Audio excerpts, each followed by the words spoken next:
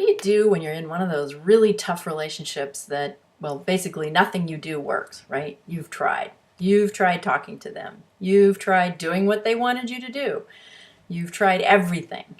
And the relationship is still tough. And it's creating stress in your life. It's probably creating stress in their lives. And most importantly, it's not achieving what you're in relationship to do. Now, with some people, when people are really causing you stress in your life and you don't need to have them in your life, my recommendation is find ways not to have them in your life so much. Don't spend so much time with them if they're creating stress for you.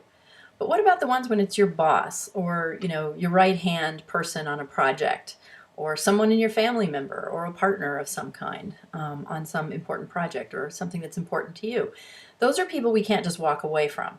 And when we're in a difficult relationship like that, and we've tried everything, we've done everything we can to get this relationship on the right track. That's when it's time to take a step back and take a different approach. And I'll tell you, doing things doesn't work anymore. You've tried that. You've done everything you can, right? It's time to take a different approach, which has the opportunity of really bringing about true change, or at a minimum, getting you into a productive relationship with this person so you can accomplish what you're there to do together. And the shift here is to stop doing and start being. And those are big abstract words, or actually they're not very big words, but they are very abstract. And so I'll break it down in a very simple sense, which is when a relationship like that is not working, there's a lot of things going on underneath between the two of you that's not working.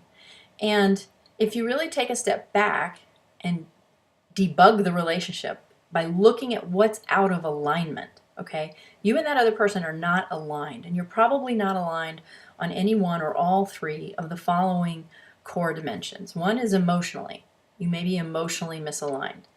You may be misaligned in terms of your beliefs and what you believe is even possible. And you may be very unaligned on what you believe is desirable. Your intentions and expectations may be unaligned. Now, these three dimensions are a little abstract, but when you stop and take a look at the relationship through that lens, you will see some really important information about where you're out of alignment, which of course gives you information about where you can come more into alignment. And that process of coming into alignment emotionally around your beliefs and your intentions and expectations isn't always easy, but there are certainly ways to do it, and there's ways you can do it fairly quickly. Now, this is interesting. You might say, well, wait a minute, this isn't my fault. This person is just being crazy. Why do I have to do all the work to think about what's out of alignment and how to align it?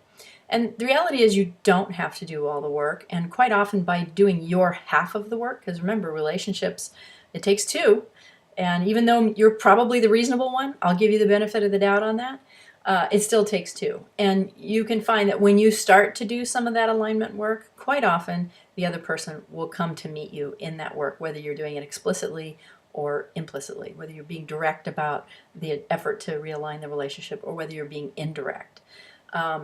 But when you take responsibility for your half, for the half that you bring to it, and you work towards alignment on those three dimensions, you will see results. Now, it's still not always easy to understand the relationship through that lens, which is why in this month's coffee break, I've given you a worksheet to download that you can use to debug your relationship and to really understand what's going on, where are the misalignments in this relationship. And once you get good at that, you're in a position to begin to really move those relationships into a positive and more positive and aligned orientation. And that's a little bit more work, which is why in the InPower membership circle, we actually teach a class on this about how to work with difficult people and align relationships in a way that you can get done what you want to get done with less stress in your life, which is important. But the first step is this debugging the relationship. So I would invite you to join us in the Coffee Break community and download the worksheet. It's free of charge. And learn to look through this lens about how you can stop trying so hard and begin to understand what's going on in relationships at a deeper level and what you can do, or more importantly, how you can be in a way in that relationship that will begin to make the relationship more productive with less stress for you. So I hope to see you there, and good luck with your most difficult relationships.